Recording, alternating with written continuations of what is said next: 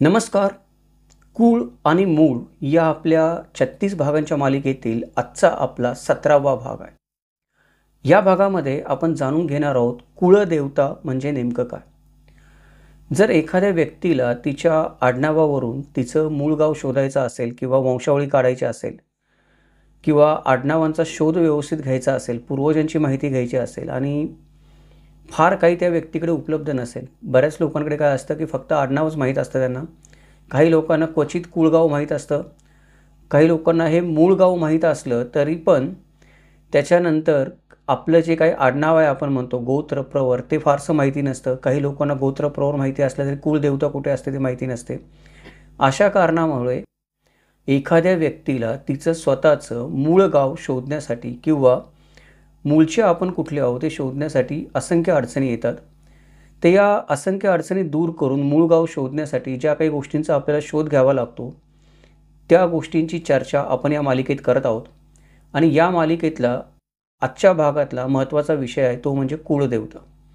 जर तुम्हाला तुमची कुळदेवता सापडली तर तुम्हाला तुमचं मूळ गाव किंवा गोत्र प्रवर किंवा आपल्या भावकीतले जे लोक आहेत म्हणतो आपण रक्तसंबंधाचे ते शोधण्यामध्ये मदत होते. आधी कुळदेवता कशी शोधायची आणि कुळदेवता आणि कुळपुरुष याच्यामध्ये काय साम्य आहे ते आपण मागच्या भागामध्ये थोडंसं पाहिलेलं आहे. कुळपुरुष आणि कुळदेवता हे एक प्रकारे एकमेकांशी जोडलेले आहेत, त्यामुळे त्याच्यामध्ये काही गोष्टी ज्या आहेत त्यांच्या उपासनेमध्ये साम्य आहे किंवा एकाची उपासना केल्यावर दुसरी प्रसन्न होते आणि दुसऱ्याची उपासना केल्यावर पहिली देवता प्रसन्न होते, अशा पद्धतीचं त्यांच्यामधला संबंध आहे. तर मागच्या भागामध्ये आपण कुळपुरुष म्हणजे काय पाहिलं तर त्याच्यामध्ये आपल्याला कुळदेवतेचा बऱ्यापैकी आपण उल्लेख केला आणि बऱ्यापैकी काही गोष्टी आपण कुळदेवतेबद्दल जाणून घेतल्या. परंतु हे दोघं एकमेकांशी संबंधित असल्याने या भागात पण थोडासा कुळपुरुषाचा उल्लेख येईल आणि मागच्या भागातल्या काही गोष्टी आपल्याला रिपीट झाल्यासारख्या वाटतील, परंतु त्या रिपीट होत नाही. त्या एकमेकांच्या परस्पर संबंधामुळे विषय समजावून सांगण्यासाठी परत समजावून सांगावे लागत आहेत. दुसरा एक महत्त्वाचा मुद्दा म्हणजे आपलं जे चॅनेल आहे ते इतिहासाची चिकित्सा करणारं चॅनेल आहे. कोणताही धर्माची चिकित्सा करणारा आपलं चॅनेल नाही आहे किंवा आपण कोणी धर्मगुरू नाही आहोत, धर्मशास्त्री नाही आहोत, धर्मपंडित नाही आहोत. एखाद्या गोष्टीवर धर्मातल्या टीका करणं किंवा टिप्पणी करणं हा आपल्या चॅनेलचा हेतू नाही आहे. आपण करू शकत नाही असं नाही, हेतू नाही आहे. त्यामुळे ज्या धार्मिक बाबी आहेत त्या धार्मिक बाबी सध्या पुरत्या तरी, उद्या आपण केव्हा विषय घेतला की वेदांची आपल्याला चिकित्सा करायची त्यावेळेला आपण त्या गोष्टीबद्दल बोलू. परंतु सध्याच्या घडीला ज्या धार्मिक बाबी आहेत त्या धर्मामध्ये जसे सांगितलेले आहेत आणि धर्मशास्त्रामध्ये जसे सांगितलेले आहेत तशाच आपण त्या जाणून घेण्याचा प्रयत्न करणार आहोत. त्याचं कारण कुळदेवता हा जो विषय हा धर्माशी संबंधित आहे, श्रद्धेशी जास्त संबंधित आहे. विज्ञानापेक्षा किंवा तर्कापेक्षा जास्त इथे भक्ती आणि श्रद्धेला महत्त्व आहे, भावनेला महत्त्व आहे. त्यामुळे भावनेची चिकित्सा करता येत नाही, श्रद्धेची चिकित्सा करता येत नाही. आपल्याला ती एकतर मानावी लागते किंवा नाकारावी लागते किंवा समजून घ्यावी लागते आहे तशी. तर आपण तिसरा मार्ग स्वीकारतो आहोत की जी आहे तशी आपण समजून घेण्याचा प्रयत्न करतो आहोत. आपण स्वीकारत पण नाही आहोत आणि नाकारत पण नाही होता. हे जे व्हिडिओ आपण बनवतो आहोत ज्याच्यामध्ये जेवढे म्हणून धर्माशी संबंधित विषय येतील त्याच्यामध्ये आपली हीच भूमिका आहे. तर आत्ता आपण कुळदेवतेविषयी जाणून घेताना आपण शास्त्रामध्ये आणि धर्मामध्ये त्याच्याबद्दल जे काही लिहिलेलं आहे त्यातल्या सर्वसाधारण गोष्टी समजून घेण्याचा प्रयत्न करणार आहोत. सर्वसाधारण म्हणजे सर्वमान्य आहेत, कुठेही गेल्या तरी ऐकायला मिळतात. त्याच्याबद्दल जास्त काही वादविवाद नाही आहेत. वादविवादाचे चर्चेचे विषय येतात तेव्हा ते संशोधनाचे विषय असतात, त्याच्याबद्दल संशोधन करून बोलावं लागतं. परंतु ज्या सर्वमान्य गोष्टी आहेत की थोडं आपण उपासना काय आहे, ते कोण करतं, कसं करतं, महत्त्व काय, कुळदेवतेचं महत्त्व काय सर्वसामान्यांच्या आयुष्यात, याच्याबद्दल ज्या सर्वमान्य गोष्टी आहेत त्या आपण या व्हिडिओमध्ये त्याची चर्चा करणार आहोत. आणि ते चर्चा करणं गरजेचं आहे. त्याचं कारण आपलं स्वतःचं कुळ आणि मूळ शोधण्यासाठी कुळदेवता ही एक फार मोठी उपायकारक किंवा उपयोगी आपल्याला असणारा घटक होऊ शकतो. जर तुम्हाला कुळदेवता एखाद्या कुळाच्या कशा ठरतात, कुळदेवता कुठे असतात हे जर कळलं, कुळदेवतेचा कुळपुरुषाशी, ग्रामदेवतेशी, त्याचबरोबर इष्टदेवतेशी काय संबंध पोचतो या गोष्टी कळल्या तर त्याच्यातून देखील आपल्याला पारंपरिक पद्धतीने जे ज्ञान प्राप्त होतं त्याच्यामधून आपण कुळ आणि मूळ शोधू शकतो. म्हणून आपण कुळ म्हणजे काय ते या व्हिडिओमध्ये जाणून घेणार आहोत. कुळदेवता म्हणजे काय हे आपण या व्हिडिओमध्ये जाणून घेणार आहोत. चला तर मग विषयाला सुरुवात करूयात. नमस्कार, माझं नाव किमंतू ओंबळे सरकार आणि आपण पाहत आहात किमंतू लाईव्ह यूट्यूब चॅनल. सर्वात आधी कुळदेवता म्हणजे काय, तर कुळदेवता हा जो शब्द आहे तो कुळ आणि देवता या दोन शब्दांनी मिळून बनलेला आहे. याचा अर्थ असा होतो की कुळाची देवता. आता कुळ काय आहे त्याच्याबद्दल आपण मागच्या भागामध्ये सविस्तर चर्चा केलेली आहे। जर आपण या व्हिडिओपासून सुरुवात करत असाल तर आपल्याला विनंती आहे की कृपया या मालिकेतले मागचे 16 भाग पण पाहावेत, म्हणजे आपल्याला संगतवार सर्व विषयांची माहिती होईल। तर कुळ याची व्याख्या आपण मागे केलेली आहे। तर जी कुळाची देवता असते ती म्हणजे कुळदेवता आपण तिला म्हणतो। कुळ हे थोडक्यामध्ये सांगायचं झालं तर माणसाची वांशिक वर्गवारी करण्यासाठी निर्माण झालेली 10व्या शतकापासून आपल्या भारत देशामधली जी पद्धत आहे तिला आपण कुळ असं म्हणतो, की कुळाची सर्वसामान्य व्याख्या आहे। अशी जी वेगळी वेगळी कुळं असतात, जी वेगवेगळ्या वंशावर आधारलेली असतात, त्यांची जी समान देवता असते, एका कुळामध्ये उपकुळं पोटकुळं असतात, त्यानंतर त्याच्यामध्ये हजारोनी कधी लाखोनी आडनावं असतात।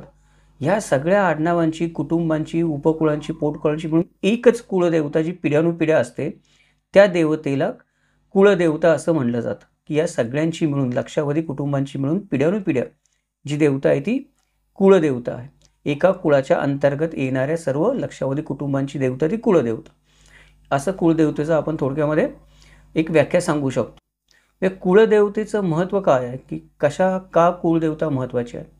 तर कुळदेवतेचं महत्त्व अशासाठी की कुळदेवता ही एक प्रकारे कुळाची जशी देवता आहे तशी कुटुंबाची पण देवता आहे। म्हणजे तुम्हाला तुमचं कुटुंबाची जर ओळख सांगायची असेल तर ती कुळदेवतेवरून पण तुम्ही सांगू शकता। उदाहरणार्थ भवानी मातेला प्रतापगड असेल किंवा तुळजापूर असेल, तिथल्या भवानी मातेला मानणारे जेवढे लोक आहेत त्याच्यामध्ये मराठा समाजातले लोक जास्त आहेत। जर तुमची कुलदेवता तुळजापूरची भवानी माता असेल तर शक्यता जास्त आहे की तुमचा मराठी समाजाशी संबंध आहे। पण हे आपल्याला काय करावं लागेल, सिद्ध करावं लागेल की हीच आपली कुलदेवता आपले पूर्वज मानत होते। संशोधनाचा भाग आहे पण होऊ शकतं। अशा प्रकारे कुळदेवता ही कुटुंबदेवता असल्याने आपल्याला आपल्या कुटुंबाचा शोध लागू शकतो जर आपल्याला आपली कुळदेवता अचूक माहीत असेल तर। ज्या ठिकाणी आपण म्हणतो की आपल्या कुळाचे पूर्वज असतात ते अनेक पिढ्या खूप आधीपासून पूजेसाठी येत जात असतात, त्या ठिकाणची जी देवता असते ती कुटुंबदेवता कुळदेवता असते। म्हणजे अजून एक महत्त्व आहे की एखाद्या ठिकाणी जे वास्तव्य आहे कुळदेवतेचं त्या ठिकाणी आपले पूर्वज आपण म्हणतो की एकदा कुळवारी करण्यासाठी जात असतात, देव उजवण्यासाठी जात असतात, देववारी करण्यासाठी जात असतात। आपण मागच्या भागामध्ये पाहिलं वर्षातून एकदा देववारी करण्यासाठी आपण कुळदेवतेला भेट द्यायला जातो। त्यानंतर लग्न, मुंज, उत्तरक्रिया असे जर काही संबंध असतील अशा वेळेला आपण कुळदेवतेला देव उजवण्यासाठी जात असतो किंवा बोडणबडण करण्यासाठी पण बऱ्याचदा आपण कुळदेवतेला भेट देत असतो। तर कुळदेवतेच्या निमित्ताने लोकांचं बऱ्याचदा एकाच ठिकाणी जिथे कुळदेवता वास्तव्य करते तिथं येणं जाणं होतं। ते येण्या जाण्याच्या काही ठिकाणी नोंदी पण ठेवलेल्या आढळतात की अमुक एक व्यक्ती या ठिकाणी आलेली होती, ती या गावची होती, ती देशमुख होती, ती देसाई होती, त्या व्यक्तीचं अमुक अमुक नाव आहे, त्या व्यक्तीच्या कुळामध्ये ही व्यक्ती झालेली आहे, त्या व्यक्तीने देणगी दिलेली आहे देवीला एवढी एवढी किंवा देवाला एवढी एवढी देणगी दिलेली, असे काही ठिकाणी रेकॉर्ड पण सापडतात, ज्याच्यामुळे पण आपल्याला आपले पूर्वज कुळदेवतेसाठी जिथे जात असतात त्या ठिकाणची गेलो तर आपल्याला कुळाची माहिती मिळायला मदत होते। अजून एक गोष्ट कुळदेवतेच्या माध्यमातून जुन्या काळात केली जात असते ती म्हणजे कुळदेवतेच्या माध्यमापर्यंत जे संदेश असतात ते संदेश देवापर्यंत किंवा इतरांपर्यंत पोहोचवण्याची जुन्या काळामध्ये प्रथा होती। उदाहरणार्थ एकाच कुळातले लोक आहेत ते सगळे एकमेकांना भेटू शकत नाहीत, ते लांब लांब पसरलेले आहेत, त्यांचा संपर्क होऊ शकत नाही। जुन्या काळामध्ये दळणवळणाच्या सुविधा देखील नव्हत्या, इच्छा असून पण दरवर्षी देववारी करता येत नसेल, तर मग बाकीच्या लोकांना कुठून भेटणार आपण? अशा वेळेला ही कुळदेवता ज्या ठिकाणी वास करत असे त्या ठिकाणी जर निरोप ठेवला तर तो कुळातल्या सगळ्या लोकांना मिळत असे। एखादी गोष्ट आपल्याला सर्व कुळापर्यंत पोचवायची असेल तर हा एक कुळदेवतेचा फायदा जुन्या काळात होत असे। दुसरी गोष्ट की जगामध्ये आज आपण म्हणतो की 33 कोटी देव आहेत, त्या 33 कोटी देवांपर्यंत मला माझा संदेश पोचवायचा आहे, प्रार्थना पोचवायची, तर मी 33 कोटी देवांची आराधना करू शकत नाही। मी कुळदेवतेची आराधना केली तर माझी कुळदेवता त्या 33 कोटी देवांपर्यंत माझा प्रार्थना किंवा संदेश पोहोचवते, अशी श्रद्धा आपल्याला आढळून येते। घरातील कोणत्याही विशेष प्रसंगी कुळदेवतेचं स्मरण केलं जातं, त्याच्या ठिकाणी जाऊन पूजा अर्चना केली जाते, कुळदेवतेला आमंत्रित केलं जातं। कुळदेवतेशिवाय घरातला कुठलाही कार्यक्रम होऊ शकत नाही किंवा कुळदेवतेच्या स्मरणाशिवाय कोणताही कार्यक्रम केला तरी त्याचं इच्छित फल मिळत नाही, अशी पण एक श्रद्धा आपल्या समाजामध्ये आहे। विशेष म्हणजे प्रत्येक कुळामध्ये वेगवेगळे देवदेवता असतात।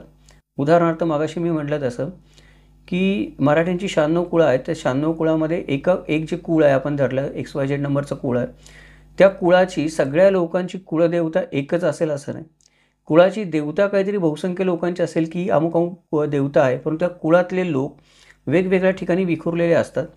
त्यांनी कुळदेवता जी असते तिची स्थानिक स्वरूपामध्ये वेगवेगळ्या ठिकाणी स्थापना केलेली असते आणि तिला काहीतरी स्थानिक नाव दिलेलं असतं। कारण पूर्वीच्या काळी आपण म्हटलं तसं दरवर्षी देववारी करायला मला जिथे कुळदेवता आहे त्या ठिकाणी जाता येत नसे, म्हणून त्याच्यावर तोडगा असा काढण्यात आला की जी तुमची कुळदेवी आहे तिची तुमच्या घराच्या, गावाच्या किंवा पंचक्रोशीमध्ये जिथे तुम्हाला जाता येईल असं जवळपासच्या ठिकाणी स्थापना करावी आणि तिला काहीतरी एक त्या ठिकाणी स्थानिक नाव प्राप्त होतं कालांतराने.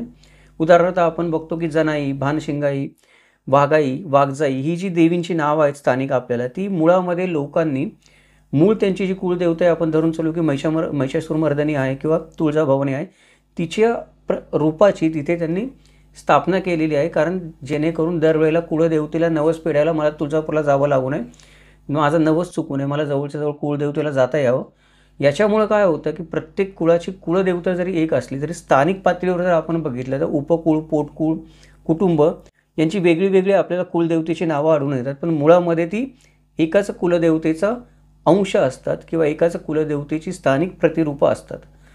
ही काय झाली की कुळाची गोष्ट झाली. याच्या व्यतिरिक्त पण कुटुंबातील देवता जी आहे किंवा आपण म्हणतो की कुटुंबातले दुसरे जे देव आहेत, कुळपुरुष आहेत, इष्टदेवता आहेत, ग्रामदेवता आहेत, अजून जे दुसरे देव कुटुंबातील आहेत, त्या सगळ्यांची रक्षणकर्ता ही कुळदेवताच असते असं मानलं जातं.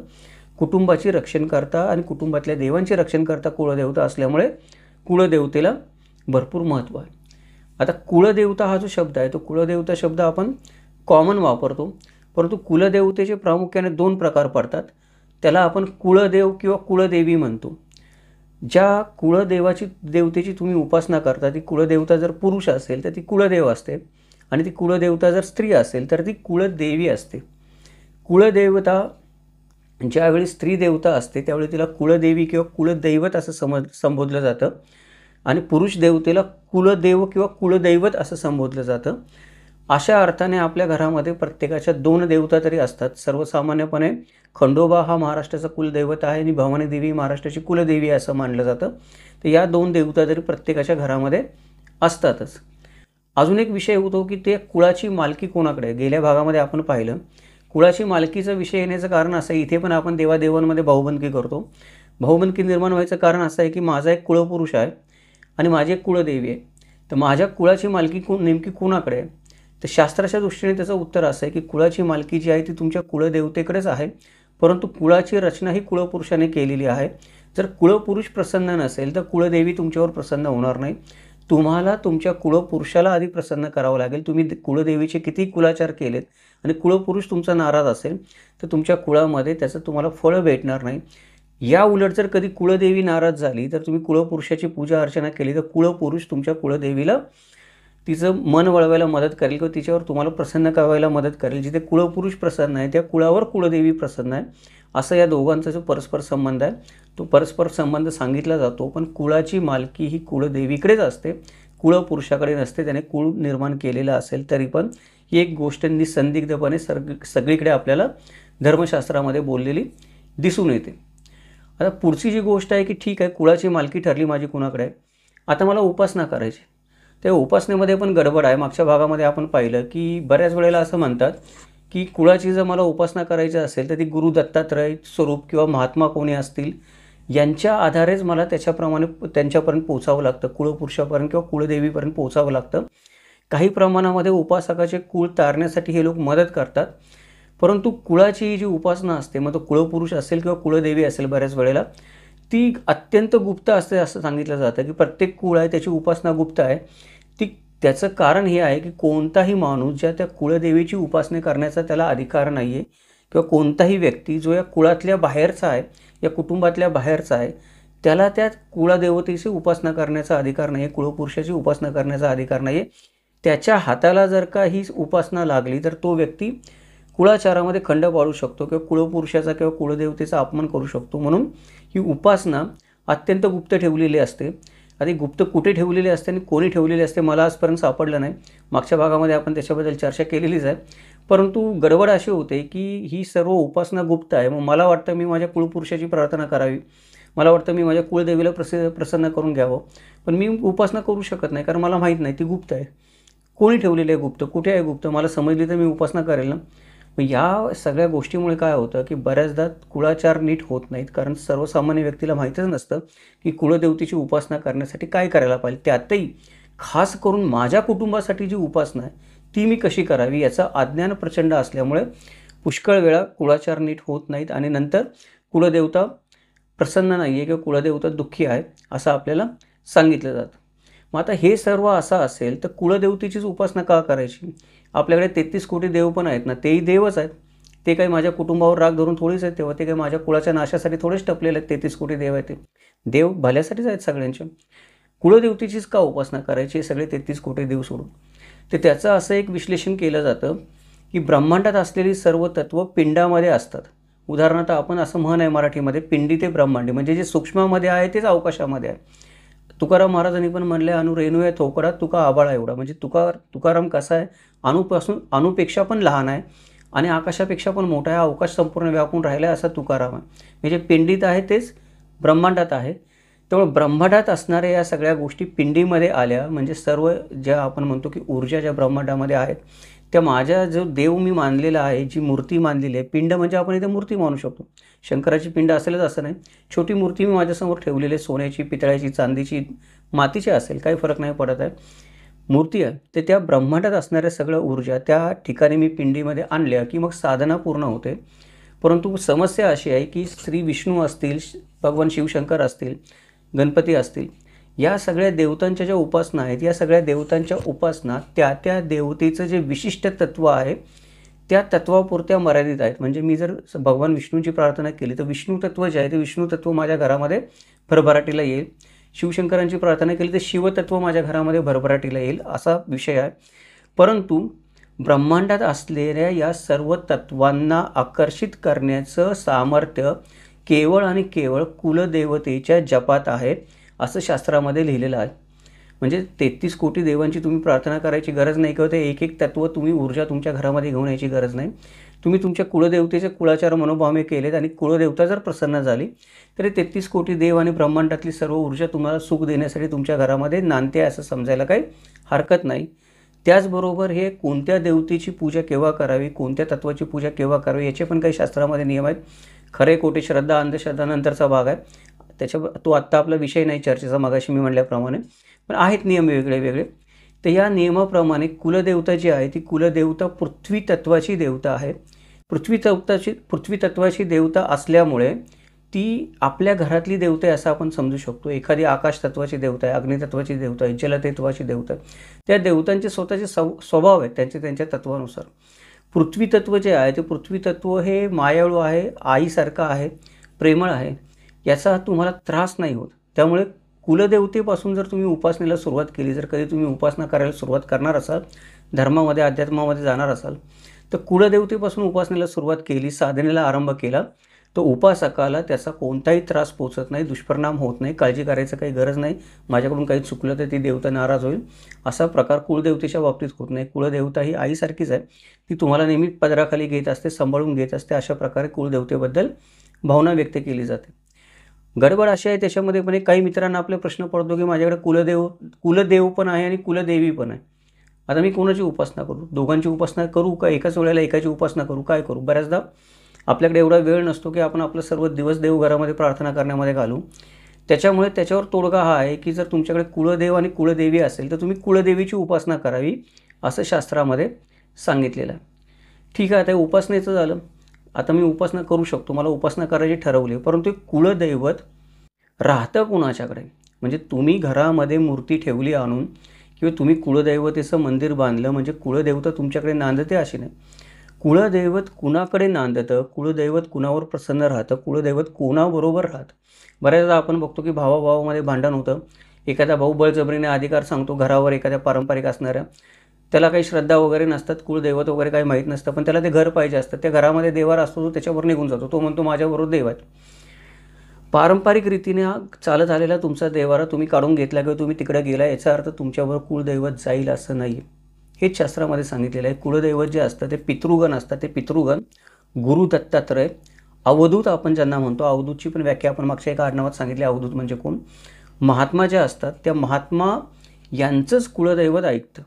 कुलदैवत या जगामध्ये तुम्ही वंशाने त्या घरामध्ये जन्माला घेतला, तुम्ही वंशाने त्या घरामध्ये जन्म घेतला, तुम्ही जन्माने वंशजात त्या कुलदैवतेचे, म्हणून कुलदैवत तुमचं ऐकेल असं नाही. कुलदैवत तुमचं ऐकायचं असेल तर तुमच्यामध्ये काही गुण असावे लागतात. ते गुण कुठले असतात की एकतर कुलदैवत वर सांगितलेल्या लोकांचं ऐकेल, पितृगण, गुरु दत्तात्रय, अवधूत किंवा महात्मा, याच्या व्यतिरिक्त तुमच्यात काहीतरी गुण पाहिजेत. ते कुठले गुण असायला पाहिजेत? तर कुळामध्ये कोणी व्यक्ती त्रिकरण शुद्धीने युक्त असेल. त्रिकरण शुद्धी म्हणजे काय? शरीरशुद्धी, मनशुद्धी, बुद्धशुद्धीने युक्त असेल तरच स्त्री व पुरुष यांच्याजवळ कुळदैवत नांदते. आपल्याकडे साधू संतांनी पण सांगितलेलं आहे की नाही आपण म्हणतो की मन शुद्ध नाही तुमचं तर काय करेल साबण. मग तुमचं जर मनच शुद्ध नसेल, तुम्ही साबणाने अंग घासून किती चकाचक झालं तरी त्याचं तुम्हाला फळ मिळणार नाही. तसंच शरीरशुद्धी नसेल, मनशुद्धी नसेल, बुद्धिशुद्धी नसेल, तुमच्या मनामध्ये मत्सर असेल, द्वेष असेल, आकस असेल, शरीराची तुम्ही स्वच्छ निगा राखत नसाल, त्याचबरोबर तुमची बुद्धी असेल ती नेहमी कोणाचं तरी अहितच चिंतत असेल आणि तुम्ही कुळदेवतेच्या नामाचा जप कराल आणि म्हणाल की हे कुळदेवते त्याचा अहित करायला मदत कर, हे कुळदेवते माझ्या भावाची जमीन रेटायला मला मदत कर, हे कुळदेवते माझी संपत्ती माझ्या बहिणीकडे जाऊ देऊ नको, अशा बुद्धीने जर तुम्ही त्या गोष्टी करत असाल तर त्या गोष्टी होणार नाहीत. शुद्धीने त्या गोष्टी फक्त होतील ज्या ठिकाणी ज्या व्यक्तीकडे या त्रिकरण शुद्धी आहे, त्या त्रिकरण शुद्धीकडे त्या स्त्री किंवा पुरुषाकडे कुळदैवत नांदतं. त्याच्या घरात देवारा असू देत नाही तर नसू देत, तो श्रीमंत असू देत, गरीब असू देत, महालात राहू देत, नाहीतर रस्त्यावर फुटपाथवर राहू देत, कुळदैवत जर या शुद्धी असतील तर तुमच्याबरोबर राहणार आणि तुमचे मनोरथ सफल होणार असं शास्त्रामध्ये सांगितलेलं आहे. आता ही जर सर्व सफल होण्यासाठी कुळदैवत माझ्याकडे राहते असं आपण समजू. मी या त्रिकरण गुणांनी युक्त असणारा मी व्यक्ती आहे, माझ्याकडे कुळदैवत आहे असं मला कळलेलं आहे किंवा मला त्याचे संकेत मिळतात किंवा लोक पण सांगतात की तुमच्याकडे कुळदैवत आहे. तर मग अशा वेळेला कुळदैवताची आराधना कशी करावी? मुळामध्ये पितृगण कुळदेवतेची आराधना करतात आणि कुळदेवतेची उपासना जी असते ती उपासना काळ किंवा उपासक काळ परिपूर्ण होण्यासाठी कुळदेवतेच्या त्रिकरण शुद्धीने दोन्ही आराधना कराव्या लागतात. जेवढी आपल्याला कुलदैवतेची आराधना करायची ते कुलदैवतेची आराधना करण्याच्या आधी या 3 प्रकारच्या शुद्धी प्राप्त करून आपण आत्मिक बळ आपलं वाढवलं पाहिजे. आपल्यामध्ये तेवढं आध्यात्मिक बळ असलं पाहिजे. तुमच्यामध्ये आध्यात्मिक बळ नसेल तर तुम्ही कुळदेवतेला प्रसन्न करू शकणार नाही. कुळदेवता तुमच्या प्रार्थनेला उत्तर देणार नाही. म्हणजे आला गेला, आपण म्हणतो की संध्याकाळी बियर डोसली, सकाळी मी भांडणं केली, तेरवा शिवीगाळ केली, माझ्या देवतेला मोठं म्हणलं, समोरच्याच्या देवतेचा अपमान केला, मी माझे सर्व पूजा अर्चा व्यवस्थित करतोय पण दुसऱ्यांचे काही मान सन्मान ठेवत नाही, अशा प्रकारे जर तुम्ही राहत असाल किंवा वागत असाल तर तुमच्यामध्ये आध्यात्मिक बळ येत नाही. आध्यात्मिक बळ जर तुमच्यामध्ये नसेल तर तुमच्या सर्व प्रार्थना विफल होतात. कुळदेवता तर तुम्हाला बिलकुल प्रसन्न होत नाही. कदाचित भगवान शिवांसारखी एखादी देवता आपण म्हणतो की दयाळू आहे, ब्रह्मदेवतेसारखी एखादी देवता आहे की सर्वांची पालक आहे, ती तुमच्यावर प्रसन्न होईल ती बघणार नाही. तुम्ही राक्षस आहात का, तुम्ही अजून कोणी आहात, तुम्ही तपस्या केली, ती देवता तुमचा हेतू न बघता तुमच्यावर प्रसन्न होते. परंतु कुळदेवता कधी प्रसन्न होत नाही. कुळदेवतेला प्रसन्न करायला आध्यात्मिक बळाची आवश्यकता असते. एखाद्या घरामध्ये एखादा उपासक आहे, तो उपासक अडचणीत आहे असं जेव्हा आपल्याला कळतं किंवा दिसतं त्यावेळेला सरळ त्याचा अर्थ असा होतो की त्या घराण्याचे जे पितृगण आहेत किंवा कुळदैवत आहे ते अडचणीत आहे. उपासक दुःखी आहे त्याचा अर्थ असा होतो की त्याचे पितृगण दुःखी आहेत, कुळदैवत दुःखी आहे, त्या कुळदैवताचा कुळाचार नीट होत नाही आहे, मान सन्मान नीट होत नाही आहे, म्हणून तो उपासक दुःखी आहे. मग आता कुळदैवत दुःखी आहे कळावं कशाला, कळावं कसं आपल्याला? कुळदैवत आपल्यावर रागावलेलं आहे कळावं कसं आपल्याला? तर कुळदैवत कधी रागावतं त्याचे आपल्याला काही नियम सांगितलेले आहेत. ते नियम असे आहेत की काही आपल्याला संकेत मिळतात की त्या संकेतांवरून आपण ठरवू शकतो की कुळदैवत आपल्याला रागावलेलं आहे. पहिली गोष्ट म्हणजे जेव्हा घरामध्ये पवित्र वातावरण नसतं. पवित्र वातावरण नसतं म्हणजे मगाशी मी सांगितलं तसं की माणसाकडे आध्यात्मिक बळ नाही, नैतिक बळ नाही तुमच्याकडे. तुम्ही नैतिक मनुष्य नाही आहात, तुम्ही आध्यात्मिक मनुष्य नाही आहात, तुम्ही तुमच्या मनाला येईल त्या गोष्टी करताय. त्यावेळेला घरामध्ये पवित्र वातावरण राहत नाही. ज्या वेळेला काही आपले म्हणतो की पवित्र दिवस असतात, एकादशी, महाशिवरात्री असते, गोकुळाष्टमी असते, अशा प्रसंगी विनाकारण आपण मांसाहार करतो, दारू पितो, बाकीची दुष्कृत्य करतो, त्यावेळेला घरामध्ये पवित्र वातावरण राहत नाही. मग कुळदेवता तुमच्यावर रागावते. जेव्हा घरामध्ये जे आपण दैनिक नित्यकर्म म्हणतो किंवा दैनिक कुळाचार म्हणतो, पूजा अर्चा म्हणतो, छोट्या छोट्या गोष्टी असतात त्या घरामध्ये आपण करत नाही. जाता येता उठून आपण देवाला नमस्कार करत नाही. नमस्कार करायला नाही वेळ भेटला ठीक आहे, किंवा ते तुमच्याच्याने होत नसेल तर मनामध्ये पण मानसिक नमस्कार करता येतो. तुम्ही शारीरिक नमस्कार नाही केला. नमस्काराचे प्रकार आहेत, शारीरिक नमस्कार आहे, मानसिक नमस्कार आहे, आध्यात्मिक नमस्कार आहे. तुम्ही मनाने देवाचं नाव घेऊ शकता. मनातल्या मनात तुम्ही हात नाही जोडू शकले तरी कदाचित देवासमोर जाऊन तेही तुम्ही करत नाही. त्या ठिकाणी कुलदैवत नाराज होतं, पितृगण नाराज होतात आणि त्यांचं आपल्याला फळ भोगावं लागतं. आपल्या जगण्यामध्ये नास्तिकता आहे. नास्तिक आपण त्याला म्हणतो जो धर्म मानत नाही त्याला. पण धर्म मानत नाही तो नास्तिक आहे असं नाही आहे. जो कुठलीच गोष्ट मानत नाही, ज्याची कशावरच श्रद्धा नाही, जो कुठलाच नीतिनियम मानत नाही, तो माणूस नास्तिक. अशी नास्तिकता, तुम्ही एक वेळ देवाला नमस्कार नका करू, तुम्ही देवाऱ्यामध्ये जाऊ नका, तुम्ही दैनिक कुळाचार करू नका, त्याने फार काही फरक नाही पडत. परंतु तुम्ही व्यक्तीच नास्तिक आहात की तुम्हाला कुठलीच गोष्ट आस्ती वाटत नाही आहे, कुठलीच गोष्ट चांगली वाटत नाही आहे, कुठल्याच गोष्टीवर तुमचं मूळ नाही आहे, श्रद्धा नाही आहे, आधार नाही आहे, कुठलीच गोष्ट तुमचं आपण म्हणतो की प्रेरणा नाही आहे, तुमची कुठलीच गोष्ट नीतिमूल्य नाही आहे तुमची, तुम्ही अनितीनेच वागते, काहीच नीतिमूल्य नाहीत. मनाला येईल तसं आपण म्हणतो की मराठीमध्ये एक शब्द आहे, सैराट झालेला माणूस, त्याने वाटेल तो धुडगूस चालवलेल्या आयुष्यामध्ये, अशी माणसं पण आजूबाजूला असतात, ती नास्तिक आहेत. हा नास्तिकतेचा भाग जर तुमच्या घरामध्ये असेल तर कुळदैवत तुमच्या घरामध्ये राहणार नाही, तुमच्यावर रागावलेले आहे असं आपण ठरवू शकतो. त्यानंतर ज्या व्यक्तीची कर्म बिघडलेली असतील, तुम्हाला वेळ नाही मिळाला म्हणून तुम्हाला एखादी गोष्ट करता आली नाही हे ठीक आहे, किंवा तुमची इच्छा असून पण तुम्हाला तसा अवकाश भेटत नाही, त्या परिस्थिती निर्माण होत नाही की तुम्ही स्थिर चित्ताने ती कर्म कराल किंवा तुम्हाला तेवढं आर्थिक बळ लाभेल, सुस्थिरता येईल आयुष्यामध्ये, म्हणून तुम्ही ती गोष्ट ती आल्यानंतर कराल, ती नाही आहे तुमच्याकडे म्हणून तुम्ही करत नाही तर गोष्ट वेगळी आहे. परंतु पुष्कळ लोक जे असतात त्यांना सत्कर्मही करायचीच नसतात, आपण त्यांना कुकर्मी आत्मा म्हणतो की आत्माच कुकर्मी आहे त्यांचा, की त्याला चांगलं काही आवडत नाही, जे काही करेल ते चुकीचंच करेल. घरामध्ये पितृपूजन करणार नाही, मातृपूजन करणार नाही, कुळपूजन करणार नाही, घरामध्ये अपमृत्यू होतील अशा प्रकारची काही ना काही कर्म घडवून आणेल. अशी कर्म जे लोक करत असतात त्यांच्या घरामध्ये बिघडलेल्या कर्मामध्ये कुळाचार होणं तर दूरचीच गोष्ट आहे, त्यामुळे कुलदैवत त्यांच्यावर नाराज असतं. त्याचबरोबर सर्वात महत्त्वाची गोष्ट म्हणजे स्वैराचार करणं. घरातली स्त्री असेल किंवा पुरुष असेल, तुझं व्याभिचार असेल आणि बाहेर व्याभिचारी असेल, बाहेर स्वैराचार करत असेल, त्या घरामध्ये काही केलं कुलदैवत नांदत नाही, कुलदैवत त्याच्यावर रागावलेलं असतं. नैतिक मूल्याची मगाशी मी म्हणलो की प्रत्येकाचं काही ना काहीतरी नीतिमूल्य असलं पाहिजे, भले ते तुम्हाला पाळता येऊ किंवा न येऊ. बऱ्याचदा काय होतं की माझं एक नीतिमूल्य आहे की खोटं बोलायचं नाही, हे माझं नीतिमूल्य आहे असं आपण गृहीत धरून चालू, पण तुम्हाला दैववशामध्ये किंवा परिस्थितीवशामध्ये ते पाळता येत नाही. मला कधी कधी खोटं बोलावं लागतं स्वतःचा बचाव करण्यासाठी, कोणाचं नुकसान करण्यासाठी नाही, पण माझं नुकसान होऊ नये म्हणून मला खोटं बोलावं लागतं. पण माझं एक नीतिमूल्य आहे की शक्यतो बोलू नये खोटं, स्वतःहून तर बिलकुल बोलू नये. या ज्या गोष्टी जिथे नीतिमूल्य नसतात त्या घरामध्ये पण कुळदैवत राहत नाही, कुळदैवत तिथे रागावलेलं असतं त्या व्यक्तीवर, असं शास्त्रामध्ये सांगितलेलं आहे. आता हे कुळदैवत रागावलेलं असेल तर मग काय करावं हा प्रश्न निर्माण झाला. कुळदैवत रागावलेलं असेल तर मग विधीपूर्वक, अभ्यासपूर्वक, पूर्ण श्रद्धेने आणि विश्वासाने आपलं कुळदैवत आपल्या घरामध्ये आणून स्थापन करावं. कुळदेवतेची स्थापना तुमच्या घरामध्ये करावी. मोठा देवारा लागत नाही मित्रांनो, मोठे देवारे सजवू पण नका तुम्ही. आज आपण शहरामध्ये फ्लॅट सिस्टीम घेतो, देवारा ही पण एक फॅशनची गोष्ट झालेली आहे. देवारा ही पण दोन माणसांनी एकमेकांची स्पर्धा करायची गोष्ट झाली, त्याच्या घरातला देवारा चांगला का माझ्या घरातला देवारा चांगला. कुळदैवतीला मोठा देवारा लागत नाही, चांदीचा छोटा टाक असला तरी चालतो. चांदीचा टाक तुमच्याच्याने झाला नाही, ती पण चांदी विकत घेण्यात काही पण तुमच्याकडे पैसे नाहीत, माती घेऊन या, ती घरामध्ये ठेवा. ते पण नाही जमलं तर लाकडाची काठी उभी ठेवा, ती तुमची कुळदेवता. एक छोटीशी काठी एवढी लाकडाची काठी उभी करा, ती पण तुमची कुळदेवता. श्रद्धा पाहिजे, भाव पाहिजे, अशा रीतीने तुम्ही ती कुळदेवता घरात आणून तिचं स्थापना करा. ती स्थापना केल्यानंतर कुळाचार तुम्हाला यथाशक्ती जसे होतील तसे करण्याचा प्रयत्न करा. कुळाचार पण केलेच पाहिजेत, असं काही बंधन नाही आहे, धर्माने पण तसा काही नियम केलेला नाही, ज्याच्या त्याच्या मनाचा प्रश्न आहे. शक्य असतील यथाशक्ती जेवढे जमतील तेवढे करावेत, त्याने कुळदेवतेचा राग कमी होतो अशी धारणा आहे. दुसरी गोष्ट आहे की भूगोल, समाज आणि दैवत याच्यानुसार कुळदेवतेच्या वेगळ्या वेगळ्या उपासना असतात.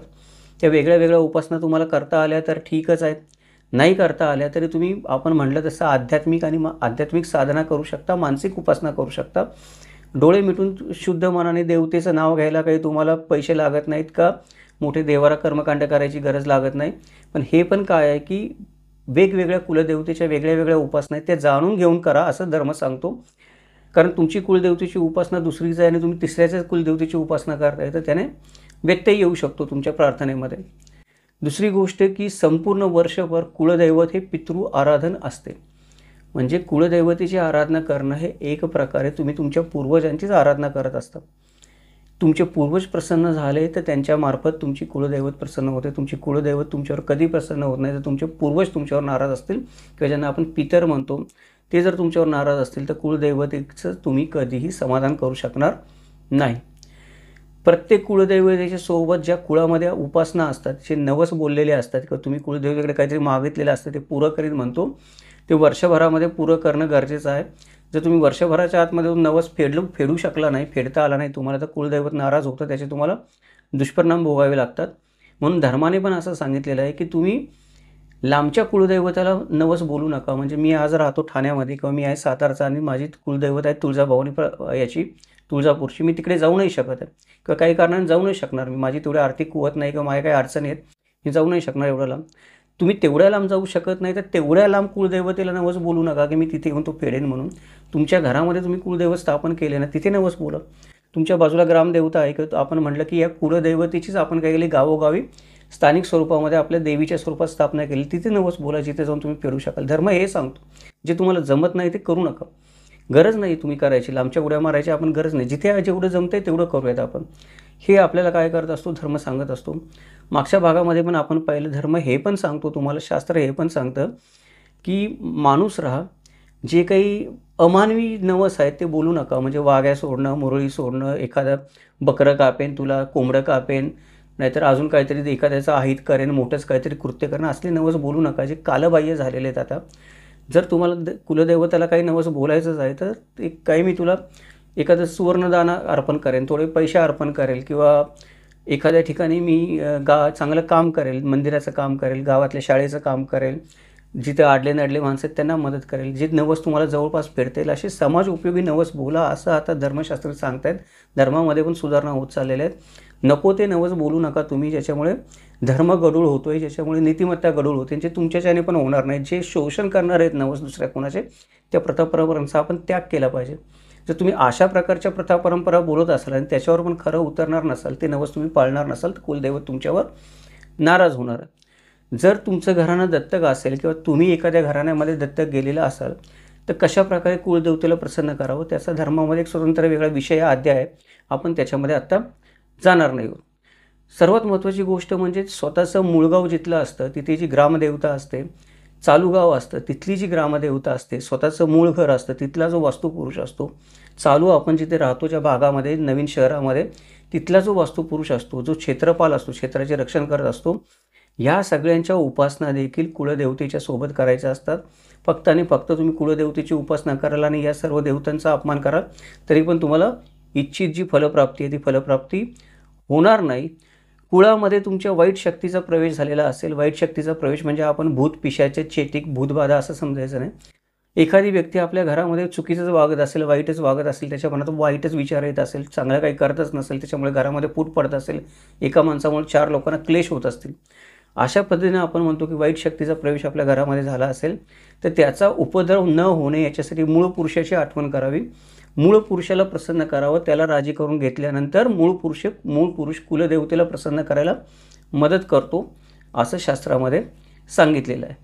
आता हे सगळं जरी केलं, मी हे सगळं झालं, करायचा मी प्रयत्न करतो, तरी पण माझ्या कुळामध्ये बिघाड झाला. कुळामध्ये बिघाड झाला म्हणजे काय की माझ्या घरामध्ये किंवा माझ्या आयुष्यामध्ये कुठली गोष्ट नीट होतच नाही. मग काय करणार मी? नीट होत नाही म्हणजे काय, तर घरातलं वातावरण अशांत आहे, वंशवृद्धी होत नाही आहे, मुलं बाळं होत नाहीत, लग्न जमत नाही आहे, कर्त्या माणसाचं घरातल्या अकाली निधन होत आहे, अपघात होऊन तरुण व्यक्ती अचानक जाते किंवा अपंग होते, आत्महत्येसारखे प्रकार माझ्या घरामध्ये घडत आहेत, माझी स्वतःची जमीन आणि घर नाही आहे, मी भाड्याच्या घरामध्येच राहतो आहे, सहज नोकरी लागत नाही आहे मला, घरातली एखादी व्यक्ती माझ्या वेडसर होते आहेत किंवा त्याचं वागणं विक्षिप्त होतं आहे, घरात सतत भांडणं होत आहेत, नात्यामध्ये दुरावा आहे, जवळची नाती लांब जात आहेत, लोक एकमेकांच्या जीवावर उठत आहेत, घरातल्या काही व्यक्ती व्यसनाधीन झालेल्या आहेत, एवढ्या व्यसनाधीन झालेल्या आहेत की मृत्यूपर्यंत केस गेलेली तरी पण व्यक्ती सुधारत नाही आहेत. किती तुम्ही कष्ट करा, तुमच्यामध्ये किती सामर्थ्य असू दे, घरामध्ये किती तुम्ही सामर्थ्य लावलं, किती कष्ट केलं तुम्ही आयुष्यामध्ये, तरी तुमच्या हातातल्या गोष्टी निसटून जात आहेत. तुम्ही जरी सोनं जरी पेरलं तरी मातीच तुमच्यामध्ये हातामध्ये येते. ही अशी जर काही लक्षणं आपल्या घरामध्ये आढळून येत असतील तर त्याच्या कुळामध्ये आपल्या घरामध्ये बिघाड झाला आहे असं समजावं. हा कुळामध्ये बिघाड झाला हे तुमच्या लक्षात आलं तर सर्वात पहिली गोष्ट, तुम्ही तुमच्या पुरोहितांकडे गेला किंवा उपाध्यायांकडे गेला, ज्योतिषांकडे गेला, पुजाऱ्याकडे गेला, भटजीकडे गेला, तो पहिली गोष्ट तुम्हाला काय सांगतो, कुळाचार तुम्ही नीट करत नाही. मग सर्वसामान्य लोक काय करतात, कुळाचार नीट करण्यासाठी जी काही तुमची कुलदैवत असेल, तुळजापूरची भवानी माता असेल, अंबाबाई असेल कोल्हापूरची, रेणुका माता असेल, सप्तशृंगी असेल, कलिका, खंडोबा, माळसा, ज्योतिबा, जी कुठली कुलदेवता असेल त्या कुळदेवतेला वार्षिक भेट देऊन मानपान करतात. मानपान करून त्या देवतेला प्रसन्न करायचा प्रयत्न करतात. पण एवढं करून पण कुळाचार नीट होत नाही, माझ्या घरातल्या समस्या संपत नाहीत. मग काय करावं असा प्रश्न उभा राहतो. अशा वेळेला मगाशी आपण जी चर्चा केली तो विषय परत येतो की कुळदेवता जी आहे, कुळदेवी जी आहे, ती कुळदेवी कधीही तुमच्या कुळपुरुषाला तुम्ही नाराज केलेला आहे, त्याचे तुम्ही नीट कुळपुरुषाची तुम्ही नीट वजू राखत नाही, त्याचा नीट मान राखत नाही, तर कुळदेवता तुमच्यावर प्रसन्न होत नाही. तुम्ही किती कुळाचार जाऊन दरवर्षी भेट देऊन केले तरी पण. याच्या मागचं तत्त्व हे की आपण घरातल्याच माणसांना नाराज ठेवतो आहे आणि बाहेर जाऊन आपण तोरण बांधतो आहे. जोपर्यंत तुमच्या घरातली व्यक्ती नाराज आहे, जोपर्यंत तुमचे पितर नाराज आहे, तोपर्यंत तुम्हाला देव पण प्रसन्न होणार नाही. साधी त्याच्यामागची काय एक विचार करण्याची गोष्ट आहे. तर हे प्रत्येक मूळपुरुष जो असतो, आता मूळपुरुष मला शोधणार कुठं मी, कुळपुरुष शोधणार कुठं मी, माझ्या कुळातला बिघाड कसा दुरुस्त करणार. जरी मला सापडला समजा, तरी पण त्या प्रत्येक कुळपुरुषाची एक वेगळी वेगळी रीत असते त्याला प्रसन्न करून घ्यायची. कारण कुळपुरुषाने तुमचं कुळ बनवलेलं असतं, त्यानेच चालीरीती बनवलेल्या असतात प्रत्येक कुळाच्या वेगळ्या, त्याच्यापासूनच आपला वंश पुढे चालू झाला असतो, उत्पन्न झालेला असतो. त्यामुळे हा कुळपुरुष तुमचा आहे कोण, तो आहे कुठे, त्याचा आधी शोध घ्या. त्या कुळपुरुषाचे कुळाचार व्यवस्थित करा. मग कुळदेवी आपोआप तुमच्यावर दयाळू होते, कृपावंत होते आणि समस्या दूर होतात, कुळातलं बिघाड दूर होतो. पण हे शोधण्यासाठी आधी तुम्हाला तुमच्या मूळ गावाचा शोध घ्यावा लागेल. मूळ गावाचा शोध घेण्यासाठी तुमचे पूर्वज आले कुठून त्याचा विचार करावा लागेल. ते आले कुठून, आले कधी, राहिले कुठं, कुठून तुमच्या कुळ उत्पन्न झालं ते शोधावं लागेल. काही लोकांना आपलं मूळ गावच माहीत नसल्यामुळे इथूनच सर्व त्यांच्या घरामध्ये कुळामध्ये बिघाड व्हायला सुरुवात होते. धर्माच्या दृष्टीने बोलतो आपण. धर्म काय सांगतो, धर्म असं सांगतो की इथूनच सुरुवात होते की तुम्हाला तुमचं कुळगावच माहीत नाही, तुम्हाला तुमची यात्रा जत्रा देव कुळाचार काहीच माहिती नाही. मग तुम्ही अगदी खंडोबाच्या मंदिरात गेला तुम्ही कुळदेवता म्हणून, किंवा तुळजाभवानीला गेला तुम्ही कुळदेवता म्हणून, ती प्रसन्न नाही होऊ शकत तुम्हाला. त्याच्यासाठी आपल्या मूळ गावाचा विसर पडू नये म्हणून काही पूर्वजांनी काय केलेलं असतं की आपली नावच मूळ गावावरून घेतलेली असतात. म्हणजे एखाद्या पुरुष आपण बघतो की अमुक कर, तमुक कर वगैरे गावाची नावं असतात. दिवेकर, तर दिवेकर हे नाव काय, दिवे गावातला हा रहिवासी आहे म्हणून दिवेकर आहे. तर ही गावाच्या नावावरून जी आडनावं पडलेली आहे, ती आडनावं पडायचं एक कारण हे पण आहे की कुळाचा विसर पडू नये, मुळाचा विसर पडू नये. भले 10 पिढ्या निघून गेल्या, 10 पिढ्याने एखाद्याला वाटलं की माझं मूळ गाव शोधावं, तर ते गावाच्या नावावरून तुमचं आडनाव असेल तर त्याला ते मूळ गाव शोधायला मदत होते. आता हे पण सगळं केलं मी, की माझी ही पण तयारी केली, मी कुळदेवता शोधली, सगळं केलं, मूळ गाव पण शोधलं, माझा कुळपुरुष पण शोधला. पण बऱ्याच लोकांच्या बाबतीमध्ये समस्या असते की मोगम आपण म्हणतो की खंडोबा माझं कुलदैवत आहे, कारण महाराष्ट्राचं कुलदैवत आहे. तुळजापूरची तुळजाभवानी महाराष्ट्राची कुलदेवी आहे. हे मोगम आपल्याला माहिती आहे की सर्वसामान्य कोणाला माहीत नसेल तर. पण खूपच एखाद्याच्या कुळामध्ये बिघाड झाला आहे तर मग मात्र त्याला मोगम तुळजाभवानीची किंवा खंडोबाची सेवा करून जमणार नाही, कुळाचार करून जमणार नाही. त्याला त्याचा मेन कुलदेवता कोण आहे, मुख्य कुलदेवता कोण आहे ते शोधावंच लागणार.